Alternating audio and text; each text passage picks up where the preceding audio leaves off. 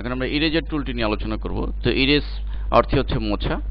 তো কোনো drawing, painting অথবা ইমেজের কোনো অংশকে মোছার জন্য টুলটি ইউজ হবে। তো আমরা ইরেজার টুলে ক্লিক করে তিনটে অপশন পাবো। তো প্রথমে আমরা ইরেজার টুলটি নিয়ে আমরা আমাদের যে এখানে যে পেইন্টিংটি করেছি এটিকে মোছার প্রয়োজন হচ্ছে। তো আমরা যদি এই ইরেজ টুল দিয়ে এটিকে আমরা ড্র্যাগ করি, দেখুন এটি মুছে যাচ্ছে।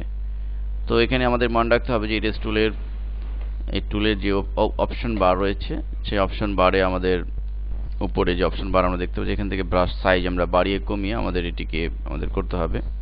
এভাবে আমরা ইরেজ টুলের সাহায্যে যে কোনো ড্রয়িং, পেইন্টিংকে আমরা মুছে ফেলতে পারি। এরপর দ্বিতীয় যে চ্যাপ্টারটিতে আমরা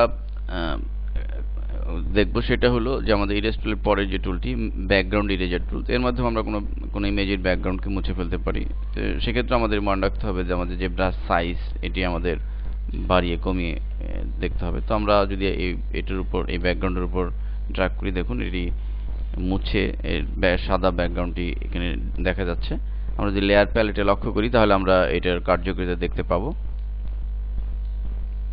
ঠিক একইভাবে পরবর্তী যে টুলটি রয়েছে ম্যাজিক ইরেজার টুল, অত্যন্ত গুরুত্বপূর্ণ টুল এটি।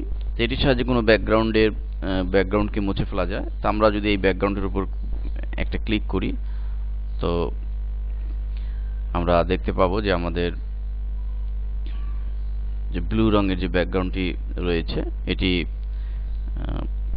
মুছে গেছে। এভাবে আমরা কোনো ব্যাকগ্রাউন্ডকে মুছে কোনো নির্দিষ্ট ইমেজকে আলাদা করে ফেলতে পারি।